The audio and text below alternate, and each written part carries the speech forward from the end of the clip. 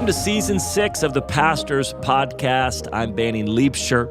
I'm going to introduce this podcast today because we did something a little bit unique where we recorded all of Season 6 at our annual Pastors Conference.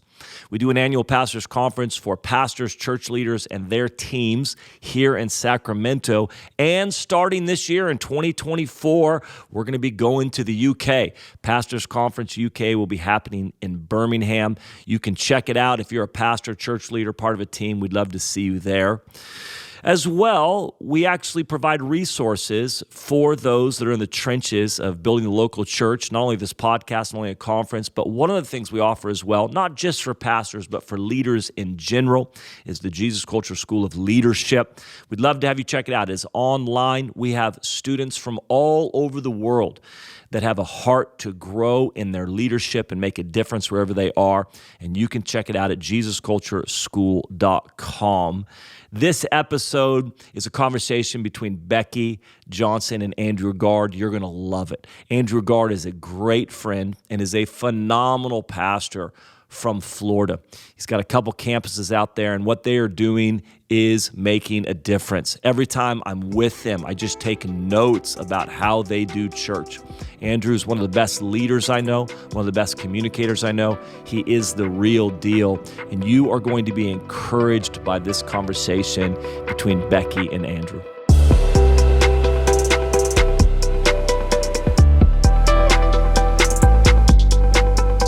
Hey guys, we are here at the Pastors Conference 2024. We love that we get to do this event, just kicking off the year, just starting the year off right. We're gathering with over 700 pastors and their teams from all over. We're so excited. And I'm here today with Andrew Gard, one of our friends. He's a friend of Jesus Culture, great friend of our senior pastor, Banning Liebscher, and has become a friend of ours as well. He's one of the speakers. We'll be leading a breakout session here at Pastors Conference, and he has flown in. He was just telling me, flew in today, 4:30 in the morning, woke up, got on a plane after preaching 4 times yesterday in Florida, and flew to make it for this podcast, guys. So what you're listening to, who knows? Who knows what can be said right now? It's going to be a mix of just raw, unfiltered, honest thoughts, and we're bringing his best. And I just, it's a complete privilege and pleasure. Thanks so much for taking time to sit down with us. And listen, this podcast is a pastor's podcast. It is our heart. We deeply believe in encouraging and coming alongside church leaders and their teams. We say if you are in the trenches in local church ministry, you're the real deal, and we want to encourage you, and we want to equip you. So hopefully you'll walk away from this episode with some tools. We'll be talking about just developing leaders from the ground up, raising them up within our churches, which is so important to do. And man, I do say in the trenches, building local church, because we've had non-local church ministry as Jesus Culture the first 2 decades of Jesus Culture. We were just a movement that didn't have a church. And man, you think you know ministry until you get into a local church context. It's like, whoa, we're the real heroes? We're the MVPs? That's not very pastoral to say. You are the heroes. Listen, those that are building the local church. So let's just jump in and talk about empowering the next generation. I love that I get to have this conversation with you, Andrew, because I've been to your church, Grace City in Florida. And where is it in Florida? So Lakeland, Florida is where our main hub is, and then we have a location in Tampa, Florida that we launched 2 years ago. Oh, awesome. And so, you could talk multi-campus too then. Tell us real quick, just a little bit about who you are, what you do, when you guys started the church, and your family. Yeah, my name is Andrew Gard. My wife and I, Christina, pastor Grace City Church, and we launched in September of 2015. So we celebrated 8 years.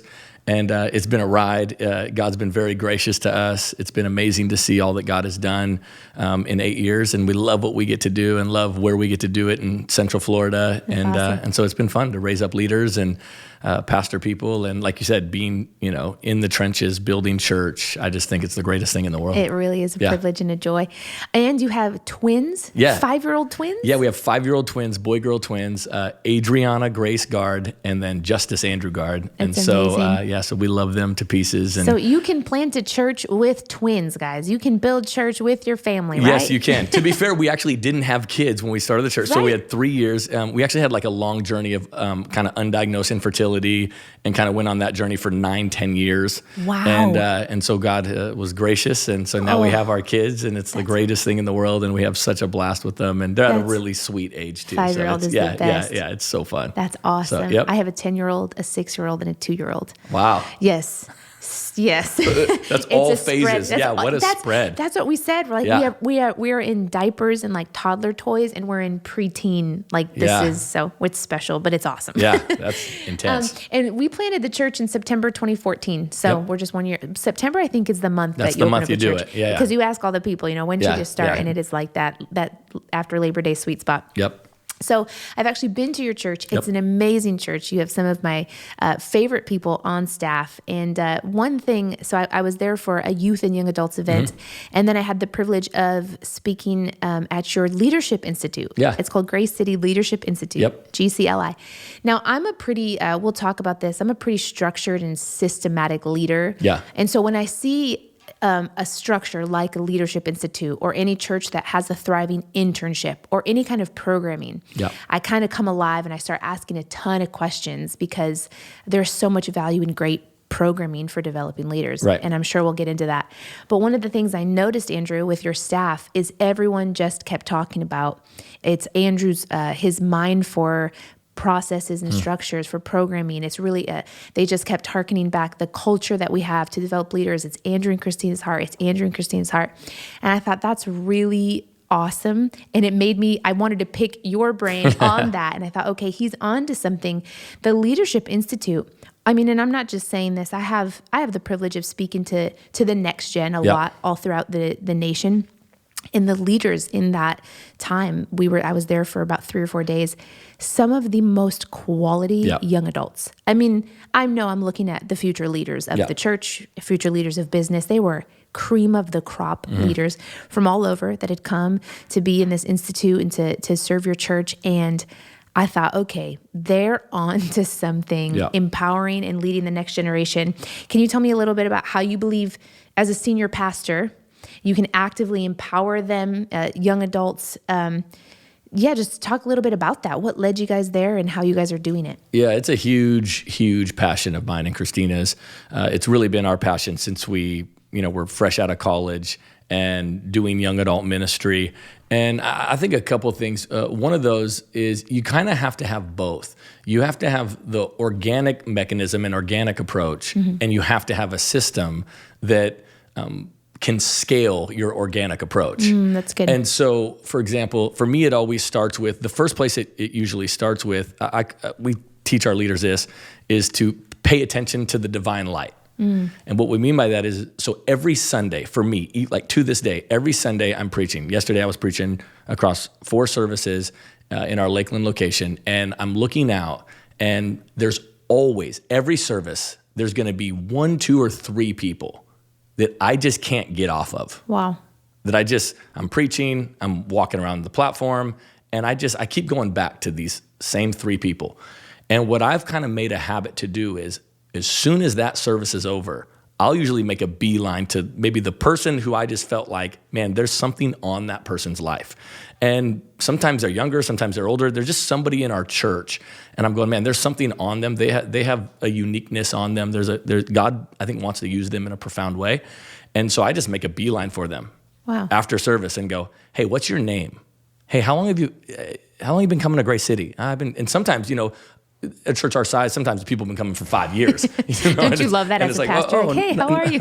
You feel terrible. You know what I mean? Like, I'm a horrible person. I don't know my sheep. 100%. And so, and some people are like, oh, this is my 3rd time. And so I think you got to pay attention to that. I was preaching at one of our services, and there's this guy that I just had noticed for like the last 3 months. It looked like he was in his early 20s, and I just have noticed him every time I was preaching. I just call it the divine light, where just people you meet or people you see and you go, I don't know what it is, but there's something there. And so actually during my message, and I hardly ever do this, but during my message I go, hey, what's your name? I go, guys, can you indulge me for a second? And everybody laughs, and hey, what's your name? And he tells me his name, and I go, so who are you? Like, how long you been coming? He goes, I've been coming for about 1.5 years. And I go, what do you do? Are you in school? Him and I have this like 5-7 minute conversation. Wow. In front of our church. And it turned out he was a college basketball player at a school called Florida Southern in our town, and he was the best player on the team. And he had been bringing his teammates to church, and just an incredible guy. He was actually a pastor's kid. I didn't know this, like from Nebraska. And so him and I are getting coffee like the next week. And so I'm doing a couple of things there. One is I'm just doing what is my instinct, which is to pay attention to the divine light. But I'm also teaching our entire church to pay attention to the divine light. There are people at work. There are people that you interact with, young, old, wherever, and there's a divine light on them, and you notice it.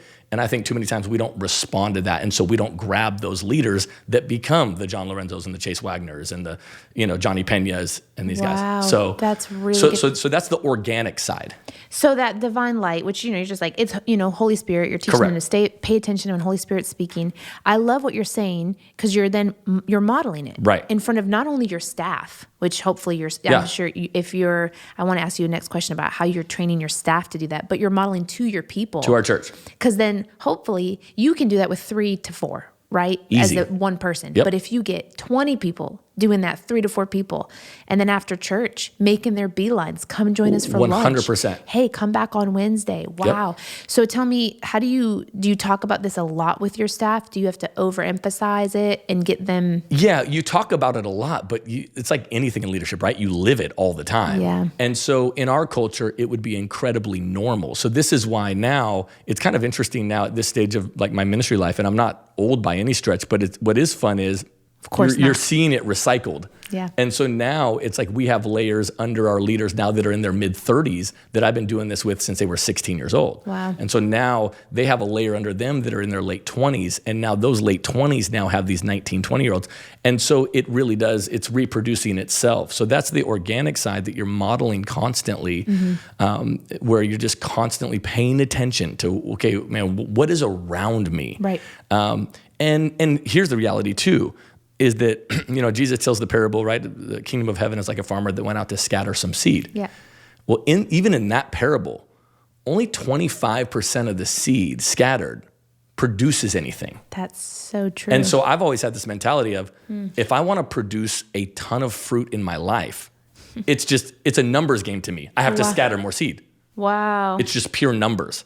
And so the more leaders I can invest in, the reality is, and this is a heartbreaking side of ministry, is probably 25%. And if you were to really reflect on your ministry life, you're like, yeah, that kind of holds. Yeah. And so I think for us, to your point, if you can get a bunch of people just thinking like that, and also prepping them for the disappointment that not everybody's going to work out, and it's not always going to be reciprocated, and that's okay. Yeah. But for me, that's always been kind of the approach organically. What do you say to the pastor who, I always think of devil's advocate, or like how someone's going to respond to the naysayers. Yeah. And I love to address that. I don't know if I think it's just my personality. Yeah, I'm argumentative. Yeah. For the person listening going, well, that's nice, Andrew. You must have a staff big enough and you have the time to go, beeline it to 3 people. I can't scale that. I don't have that. What do you say to or the one who just goes, I feel too overwhelmed. Yeah. Well, that's what's fun when you plant a church. Nobody can say that to you. That's the beautiful part about starting something from scratch. We didn't just take Grace City over 2 years ago. And then the other thing too, that along those lines is I get asked all the time, and this isn't the answer that people want to hear, but a lot of times, because I love our staff, grateful for our staff. And a lot of times, people are very complimentary to our team when they come in. And so sometimes people go, well, man, like, what do I need to do? Or how do you do that? I go, you got to find the 15-year-old in your church right now. And you got to give them everything you got. And Talk more about that. And you got to pay attention to that divine light. And then when that person is 25, 30 years old, they'll start to get good at ministry. Wow. It's the long, and that's the long game that people don't want to play. So they want to hire our staff. They want to do these different things. Right. And it's like, okay, the problem though is when you start doing that, I love the way Chase Wagner, our worship pastor, says it, easy come, easy go. Yeah, absolutely. You hire them in for a skill set, but they didn't come from within. Easy come, easy go. And so people get frustrated. Oh, that person left after. It's like, well, easy come, easy go. Wow. And so what we've just have tried to do is hire from within. This is actually really cool. This was probably a year and a half ago. And our new staff were the ones that pointed this out to me. Our staff currently is more than 50% of our staff did Grace City Leadership Institute. Wow. And we're only an 8-year-old church, and GCLI is 6 years old. And so more than 50%. And then the other people that were in the minority did Ministry Institute with us out in Puyallup, Washington. Had some kind of connection. 100%. Wow. And so I think that's what has allowed us, I just feel genuinely like this. I think the thing that has allowed us to grow the way we've grown is that people really have the same spirit, and you've been there. And so you can feel it in the room. You go, oh, these aren't a bunch of random people that are talented that were just kind of thrown together. Yep. These are people that genuinely love each other. Yep. There's a history. And that's what I honestly admire so much about what Banning does and what you guys do is you can feel the history when you're in those environments. Absolutely. And there's a lot of heartbreak with that. Yep. And there's a lot of difficulty with that. But it creates a beautiful loyalty two ways that I think just makes ministry more fun. That's amazing. And so to the pastor that is in that position where they're like, I just don't have time. I don't believe that. You make time for what you value. Yep. And so there's probably some other things that you could probably let go if it meant, I'm going to pour into these 6 leaders. Like here's something every pastor could do. They could say, I'm going to pour into 6 leaders under 25 that go to my church. And I'm going to meet with them every Friday morning at 6 a.m. at Starbucks. That's what my pastor did for me when I was 17 years old and got Your saved. senior pastor. So it wasn't your youth pastor. My senior pastor. I think there's something on this I want to talk about. Okay, senior pastor. Yep. And so it was my senior pastor. And so every pastor could do that. Every pastor could just, on a Sunday, just keep your head on a swivel. And any young leader, any person that you're seeing in your congregation going, man, I'm going to grab these 6 guys and I'm going to walk with them through this thing. We're going to meet on Friday mornings, and we're going to talk about the things of God, talk about hearing the voice of God, talking about discerning what God's will is, talk about teaching the Bible, all that type of stuff. And then you kind of watch it play out. Wow. I love what you're saying. Jude Fuquay, who you know, senior, Jude Fuquay, he was with us a couple of years ago, and he's in his 60s now. Yeah, he looks great. I know, it's ridiculous. I'm like, give me your vitamins. Ventura air. Absolutely. And he came and he spoke at our youth conference, which was very kind of him, because we wanted to bring in, our heart for youth conferences is not to bring in the older brother, but to bring in fathers and mothers to speak into a generation. So he graciously said yes, and I know his youth ministry days are over, or so I thought. Right. Senior pastor, 60, in his 60s, raised up Judah Smith and the likes. And in the backstage area, he's talking to us, and then he shared this with everybody in the room. And he said, there were these 16, 17-year-old friends in his church, 16-year-old, 17-year-old guys. They said, hey, Pastor Jude. And if you haven't seen him, he's jacked. Totally. They said, hey, Pastor Jude, we want to work out with you. We want to work out with you. Tell us your secrets at the gym. Invite us over. Let us know when you work out. And he said, okay, I'll let you work out with me if you let me disciple you for a year. Yeah. And then he started to disciple them and they worked out, and he's discipling them. And I thought, he's 60-some years old at this stage in his ministry. Yep. And he is looking for teenagers to disciple. Yep. And I think I'm guilty for saying extreme statements. What I find often is senior pastors want to outsource next gen discipleship to their youth pastor completely. So talk about, as the senior pastor, you're not just looking to your youth pastor to say, hey, go find me that 15-year-old and raise them up. Right. Because I'm raising you up. Yeah. Well, a part of it is, I feel like my role as the senior pastor is to create an environment where we are a church where one generation shall declare his good works to the next. Right? And so that's my role.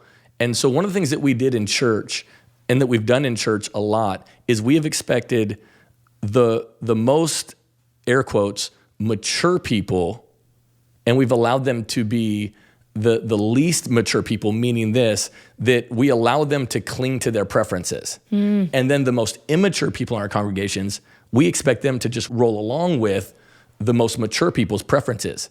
And in our church, we do just the opposite. So we say to our church, hey, look, if you're a 50-year-old in our church and you're helping fund this thing, we understand there's going to be some preferences that we're asking you to lay down. Wow.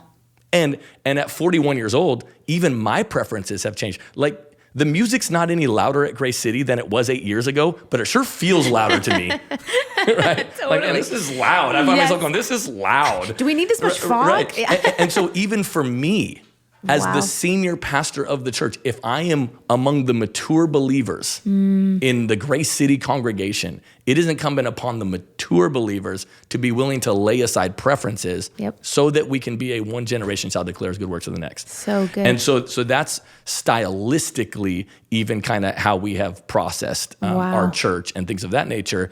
And then the other big thing for us is this, and this is my role, again, with our young people, is this. Paul wrote to Timothy and he says, whoever desires to be an overseer desires a good thing. Mm-hmm. Okay, so here's the conviction. Do we make this look good? Do we make this look appealing? Yeah. Or are we burned out, complaining, overweight, frustrated, Wow. angry, embittered, discouraged, exhausted, Yes. discouraged? And so if you're an 18-year-old is looking at your senior pastor going, I don't want to be like him. Mm-hmm. I don't want to be like her. Wow. And so me and Christina are going, are we living a life, and not with the stuff we have, with who we are? Right. Pastor Jude. Yep. Makes it look good. Yeah. 100%. This is a desirable thing to lead in the house of God. Wow. And I think that is what I feel responsible for. So no matter, sure, your role is going to change to where it's like, do I meet with college students the way that I did when I was the college pastor? No, I don't. But are those the like 40,000 level things that I can do? Absolutely. And then as God shines that divine light, there are going to be people that are like Timothy's and people that you're going to go, okay, I am going to make a way. One of the things that we started this last year, because we're in the same city as, again, there's about 3 or 4 colleges in our city. One of those is Southeastern University, a Christian university. And so there's a lot of PKs there. Mm-hmm. So my wife and I started a PK group. Wow. And so we have dinner with them once a month. And we just hang out and we pour into them. And it's fun because a lot of our friends send their kids to SEU. And so we get to just pour into their kids. And so we love that. My wife was a PK. I didn't grow up in church or anything like that. My wife was a PK, so she definitely knows what they're going through. And so things like that is stuff that we're doing for college students that we can go, okay, this is something we can do. Wow. And this is, maximum impact because we can gather a group of about 30 PKs and we can invest in them and pour into them. And so again, that gets back to what can I do organically? What can I do systematically? And that's where those two always have to work together. Right. I love that. Can you talk a little bit? So you talked a lot about that organic system. Yeah. And then you have GCLI, not every church has, which is a leadership institute. Maybe tell people a little bit of context of what it is. Yeah, so it really is a full-time internship program at our church, but it has education attached to it. There's a lot of churches that have extension sites with various universities all across the country. And so, so we partner with Southeastern University, and those students are full-time with us.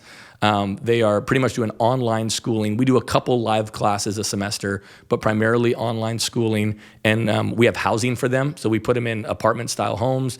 Included in their tuition is a missions trip. We do annual theme park passes. I don't know how people feel about Disney out here, so I got to be careful. You know what I mean? What park you say in the Christian circles. But so we're California. It's all permissible. Yeah. So we do all kinds of different things like that, and then we're teaching them how to preach the Bible, how to share their faith, leadership development, building teams, and so we have our curriculum that we're taking them through. So they're Tuesday, Wednesday, Thursday, Sunday. Pretty much at the church, full day, and they're full-time interns. And did you create this, or did you hire someone in? Hey, make a leadership institute, or was this kind of? Yeah. So it's always been a passion of our heart. Myself, along with Chad Veach, ran a ministry institute out at Puyallup Foursquare when we were both on staff there.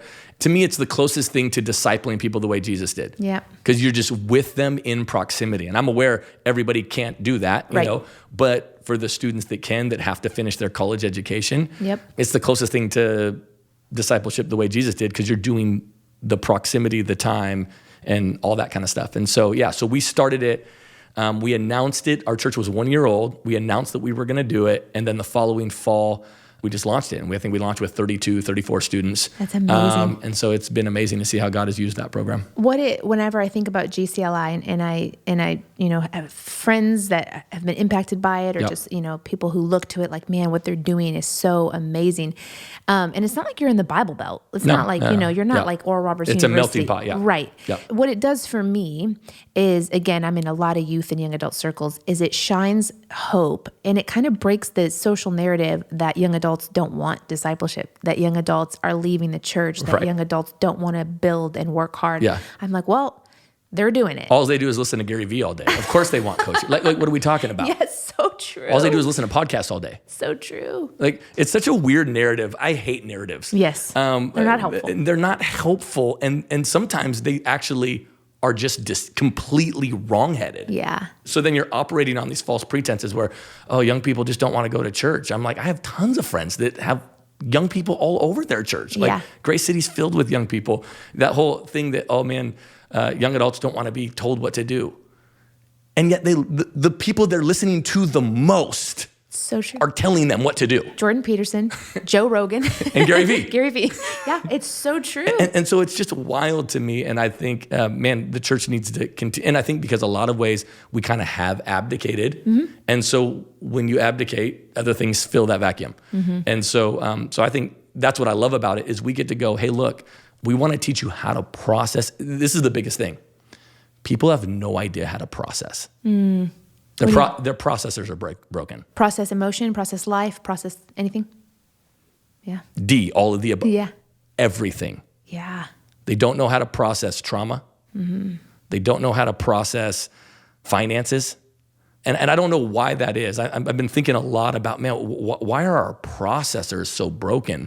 Because sometimes I'm dumbfounded. I'm in a pastoral care meeting and somebody's having a conversation about what happened to them or something they're going through at work. And to me, it's like, oh, this is pretty simple. Yeah, don't you see? But we're all working from a processor. Mm-hmm. And so if your processor is broken, you can have the same information going into two different people. Right. And you have somebody that has a healthy processor and somebody that has a processor that's broken.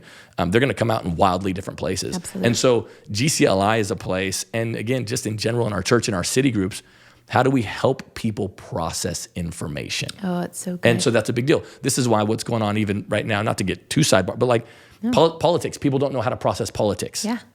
And so what you end up with is idolatry. Yep. And I'm going, how is this happening to the church? Oh, because people's processor is broken. Wow. So we need to help the church. We don't need to tell them who to vote for.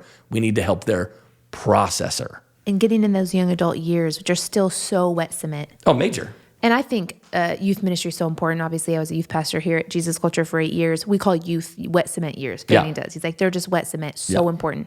But honestly, I got radically saved at 17 from a non-church background. Yep. The decisions I made, and my husband and I, we were dating at the time, from 17 to 25, shaped me. Yep. Completely. And set you on a path. Set me on a path. What I chose to do from 17 to 25. And it's interesting. What I love about your church and what I love about you as a leader is the value that you have for that chunk of time. Because what we found was not a lot of churches valued that chunk of time. It was like, we care so much about youth. Yep. And we have all kinds of camps and conferences and budget for youth. And then when you're an adult, you should just go to church and you should tithe. Right. And I was like, where do I go? Right. Gratefully, we found Bethel School of Ministry, which we were like, a place for young adults who are on fire for the Lord. Yep. And that really set us up for what God had for us. I've been executive pastor here for 2 years. So again, still very young in the journey, but I'm having a lot more exposure to the senior level leadership processes. And it's interesting how many church structures and leaders I hear, they don't have a value for young adult ministry or college ministry, or they value it, but it's like when there's budget or we have low priority. Right. And I actually heard someone say like, well, when they finish with youth, they need to just become a part of the house. Right. I don't need a young adult ministry. Right. And I was like, if there weren't a young adult ministry, I don't know that there'd be a Becky Johnson. Right. Yeah, talk to maybe to the leaders who are navigating that tension. Yeah, I think there's a lot of layers to that because I think some is, I don't know that it's always a matter of a lack of desire. Mm-hmm. Sometimes, to get back to my point of you're not willing to lay down preferences because you can't empower people that aren't there. Yeah. So some people like we want how does churches empower young adults? I always ask, are there any young adults there? You got to get them there first. To be empowered. Right. And so some of that, again, is laying aside preferences. And then the other thing, too, is I understand, and as somebody who leads a church and is in the process of raising a bunch of money for acreage we just bought, I understand the business side of church. But when we're stewarding the church and the business side of it, we have to make sure that we don't get so wrapped up into that our ministry decisions, because the reason why sometimes it doesn't get prioritized is, let's be honest, it is that they cost money, they cost time and energy. Yep. Because they're needy. Yep. Right? 100%. At least high school kids have their parents, hopefully. It's true, yeah. Young adults are like, I'm out of the home for the first time. Yep. I don't know what I'm doing. Yep. And so the return isn't there. And I don't mean that actually. I just mean sometimes that's the perspective, because we get into this business mode of church. Mm-hmm. And so I think it's very, very important to go, man, I look at it just the opposite. I'm like, nobody can be more mobilized than young adults because they're outside of their parents' home. So they can be around more. They're not asking typically mom and dad, hey, can I go to the church and be there? Yeah. They don't need a ride, and they are hungry. So if you take that combination, I think it's a good combination. And I think, again, where people are valuing that, I think you're seeing it. You're really, really seeing it. And I always say young adults ministry is feast or famine. Tell me about that. Yeah. So you either have amazing young adult ministries or 15 strange, low social EQ people in a room, right? Yeah. And so I think with churches, I think you have to decide, because I don't think every church, I know every church is not the same, and not every church has the same grace. Like there are things that we do that feel very effortless. Like for us, GCLI, and having the number of students we have, it feels very effortless to us. But then there's other things that feel like so much work for us. And I have friends in ministry, and that aspect is so effortless to them. So part of it is knowing who you are and knowing what your grace is. Because all of the sudden, different music and wearing different clothes is not bringing in young adults. Right. And I think that's a really funny misnomer. I think like, oh man, we need more lights. It's like, wait, what? Yeah.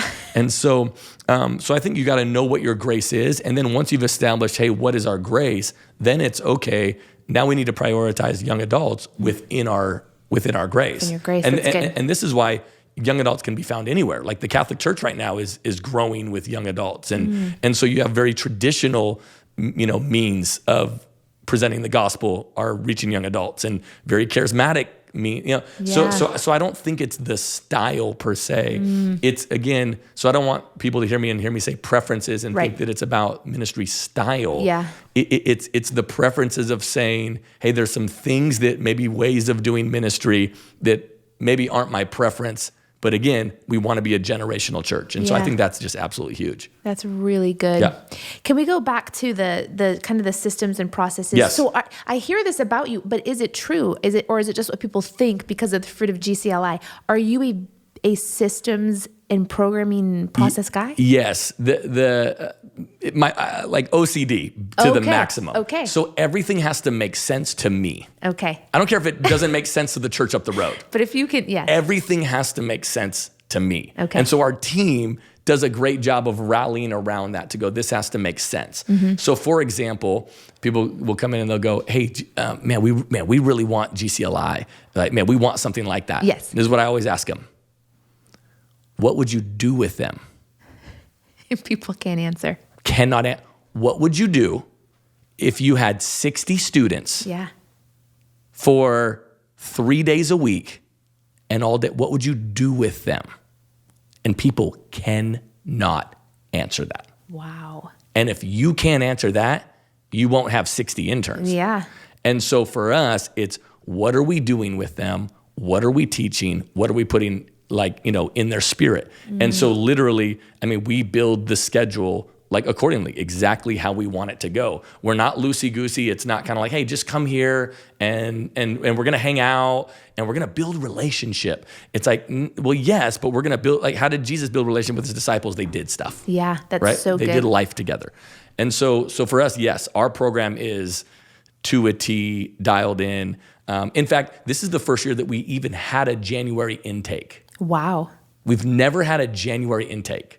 Why'd because we've been so rigorous as to this is the experience. Yeah. And the reason why we did, to be honest, is because we found ourselves, we had so many students that would be interested and they would get interested in September. Wow. And we started early August and it's like, man, I don't want that student to wait the whole time. Right. So we've had to strategically figure out how to best do that. But that's how committed we are to going, here's what we would do. And so, for example, we are in I think it's 8 to 10 high schools in our county with our students, 8 to 10 schools in our county where we're sending our GCLI students doing campus ministry, Wow. Building that. Now these schools all over our county are asking for us to come in and do this. Wow. Because they're seeing a major change in their students.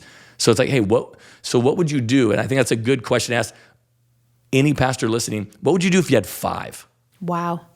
What would you do with 5? What would you want to teach them? What would you want to impart to them?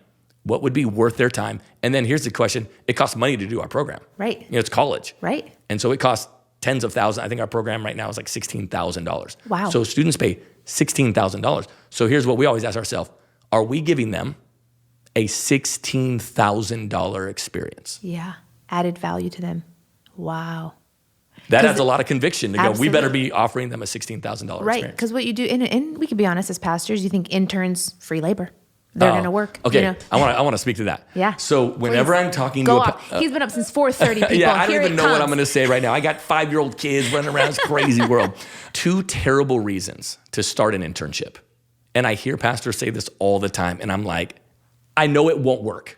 And it doesn't. It never works. Free labor. Whenever I hear somebody say that, I cringe. My spirit just gets sapped when I hear people, free labor. Free labor?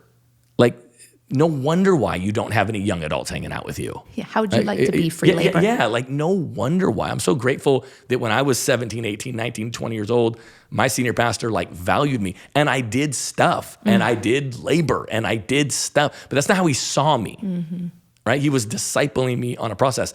And then the other thing that people say is moneymaker. So when people say like, oh man, how much money do you make doing that? I'm like, your program's going to be terrible. Yeah, wrong question. Because if it's free labor and, oh man, we can make some money, then it's got to be, we are committed to raising up the next generation of leaders. That is what we are committed to doing. And so for us, that has just been a huge part of our deal. So yeah, so their structure is Tuesday, Wednesday, Thursday, all day church on Sunday. If they have an emphasis in youth ministry, then they're there at youth ministry or young adult ministry. So they kind of have some flexibility kind of there. Yeah. But yeah, it's a whole process. They have a graduation. They go on their missions trips. That's included in their deal. We have family days. That's amazing. The whole deal. So for the people who are listening that are like, gosh, Andrew, I am not a structured person. I don't think that way. How important is it? We always say, hey, you got to know where you're weak and then backfill. Like get someone who is. Yeah. How important is it for someone, if they want to go after this and implement something like this, and they think, oh, can't I just wing it? Can't I just figure it out? Yeah, you can. How's that going for you? So one of the things that in leadership and in pastoring people that never ceases to amaze me is how committed we can be to methods and ways of living that aren't working. We are very committed to patterns that do not work. In parenting too. Yeah. Like, You're like, this is not working. For some reason, my kid's still doing this. I'm going to keep doing it. Let's keep trying this. Let's run this back. And so one is, when it comes to structure, it's okay if you're not a structured person to a degree, but you can't kill the team. So the thing that we even say administratively to our whole staff, not everybody's going to be the same level. Like my administrator, her name's Madeline. She's the best administrator I've ever been around in my life. We are grateful for Madeline Cantrell, shout out. Like we adore her. She's incredible, makes our life so much easier. Not everybody on our staff is going to be even close to her. Right. And that's okay. But I remember having a conversation with, some worship leaders are the worst. And so I'm married to our worship pastor. I know. That's why I said that. So like, and what I would tell different people in different zones is going, hey, look, you're never going to be an administrative savant, but you can't kill us. Wow, that's good. So when people reach out, they need a response. Yeah, figure out how to answer the email. 100%. And that's true of any area. And so I'm naturally, again, an ordered person, but for people that aren't, it's like you got to, one, get somebody around you, not just that can order the ministry that you want them to oversee, but you also need people that can help order you, right? And so what I'm always asking our team is, hey, bring me in high leverage moments. That's good. So when am I the most beneficial? So I just got done spending a few hours with our GCLI students. And Matt Higgins, who runs our program, doing an amazing job. He's awesome. he brings me in the high leverage moments. Because again, I don't have the margin. I'm not hanging out with our GCLI students every week with just them, right? We have an amazing team and an amazing structure that helps support that. But I'm going bowling with them during welcome week. Because that's important. Because it's important. It's a high leverage moment. They just moved in. They're around for the week. And so, cool, we're going to do this. Man, I'm going to, a few times throughout the semester, right before they go to break, I do something with the guys. Christina, my wife, does something with the girls. And it could be, man, they went and got their nails done, and I went and paintballing with the guys. And so you do need people on your team that can help not just order the ministry so then you don't have to look at it. Right. But I need you to order me. Tell me when to look at it. Tell me when. Chase, tell me when you need me to post about Grace City Music. Like help order me. I'm here to serve you. Which takes from a leader humility and availability, accessibility. I think that could be a whole nother podcast. Yeah. Wow. Yeah. That's so good. Gosh, Andrew, this is so good. I have my own notes. I feel schooled in a lot of ways. Can we do this? Could you just end with just hope? I don't know. I don't know about you, but when I intake info that I'm like, oh man, I'm an Enneagram 1 too. So I'm always behind. I'm like, I'm always, and I'm hearing things I need to do better or brush up on, or maybe things I've avoided. Just give a word to hey, a word of encouragement to pastors who are like, all right, I've missed it on empowerment. I've missed it on my priorities for young adults, but I want to do better. What would you say to them? Just kind of closing? I don't know what Enneagram 1 means though. So what Enneagram number would that make me? I don't know personality profiles, and I don't know anything about that. And I think that probably in and of itself is a personality profile. Probably says something. Okay, yeah. I am OCD, type A, achievement oriented, and I'm super critical of myself, right? So I'm like, when I'm hearing things that I, the way that something should be done, I'm like, well, if I haven't already done it, I fail. So I think the biggest thing is let's not buy into the lie that anybody wants lowered standards. Because you don't want lowered standards. I don't want lowered standards. So why do we think less of people and think that they don't want to be held to account? That's good. Because I do. Because I want to be great. Yep. And these people want to be great too. The people in your church, I don't care how old they are, they want their life to matter. They want it to count. They want to make an impact. And so I think my biggest mistake, probably the first 4 years of ministry, was I just didn't hold people to account. I was just happy if leaders showed up. If they were 5 minutes late, that's okay. 5 minutes isn't bad. And I just didn't hold people to account. And I think people want to be great. And so my biggest thing is, man, get with those young adult leaders in your church, hold them to account and say, hey, let's build something special and come alongside. And even if right now the church doesn't maybe reflect you, it can. Oh, and that takes, to your point, takes a humility on a senior pastor to go, hey, we want to take steps in the direction that this thing reflects you. Because what I'm a firm believer in is when people walk into your church, they have to see themselves or they won't be back. They have to see themselves. The young people have to see themselves. The old people have to see themselves. Everybody has to see themselves. Women have to see themselves. Men have to see themselves. Black people have to see. White people have to. People have to see themselves. Yep. And if they're looking around and they're going, "I'm not here," it's going to be difficult for them. Yep. Yeah. If they only see the senior pastor. That's it. Yeah. We all know those churches, right? Yeah, we all know that. 100%. And so, and then the last thing with that too is, as a senior pastor, you have to be willing to have heroes on your team. Ooh. And what I mean by that is, people like different shows. And what's interesting is, when you're watching a show like The Office or something or like Friends or something like that, there's ensemble casts. Because people identify with different people. I remember one time I was talking to my buddy Tyler, and I was like, I don't like Friends. I don't get it. It's like his favorite show. I'm like, I don't get it. And he goes, and this is what he said. He said, because you're not in it. Oh, wow. That's what he said. He said, because you're not in it. That's why you don't like it. It pushed me back for a second from a leadership dynamic to go, some of the shows that we like the most, we love The Office. Why? Because so-and-so's like Jim, so-and-so's like Dwight. Yeah. And so what you got to be willing as a senior pastor is to, and that's what I think Banning does so well, is that you're a hero. You're traveling the country, preaching to youth, the worship here, the whole deal. And so on our team, it's like, people on our team and people that have been on our team because we want a variety of heroes. Yeah. Andrew and Christina aren't the only heroes on this team. Yeah. There's a team of heroes. And if you can posture your church that way, it'll broaden your reach to a more diverse audience. Oh, it's so good. And I will say that as we could go on another hour, I feel, but I could say the people that I've met on your team are so different from you. Chase Wagner, like oh my gosh, we love Chase. So different. Couldn't be the totally. Praise God, he got into golf though. So there's some measure of he got into. But John, right? They're so different than you. But I met Matt Higgins. Yep. Which, by the way, have we gotten this man married? He is like the most eligible bachelor he really in America. He really is. Yeah. Come on. Okay. And with all the young adults in our church, I always tell them, I can't do your job for you, bro. Like I'm doing my part. Come on. doing my part. So that's so good, Andrew. Thank you so much for your time. Thanks for waking up early, for making this happen, being on Pastor's podcast, and being at the session. Thanks.